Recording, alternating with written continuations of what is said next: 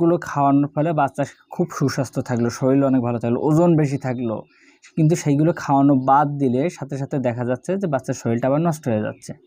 এটা কিন্তু হয়ে থাকে। মনে করেন সেই ফুডগুলোতে বলা হচ্ছে যে গমের গুঁড়া, চাউলের গুঁড়া, ভুট্টার গুঁড়া এবং এমন কিছু উপকরণ দেওয়া আছে যেগুলোতে ক্ষতি নাই, ন্যাচারাল উপকরণ সবগুলো। কিন্তু আসলে কি সেগুলো ন্যাচারাল উপকরণ? আমার তো মনে হয় না। কারণ যেটা মেডিসিনে পারতেছে না সেটা কিছু খাবারেই বাচ্চার খাবার চাহিদাটা বেড়ে যাচ্ছে, এটা স্বাভাবিক কোনো কিছু নয়। হ্যাঁ, তবে কিছু কিছু পেজ, কিছু কিছু সাইট আছে যেগুলো ন্যাচারাল খাবার দিয়ে থাকেন এবং সেগুলো বাচ্চা খাইলেই বাচ্চাদের শরীর স্বাস্থ্য ভালো হয়ে থাকে এবং দেখা যাচ্ছে খাবারের প্রতি চাহিদা হয়ে থাকে। তো সবথেকে ভালো হলো বাসায় তৈরি করা খাবার খাওয়ানো।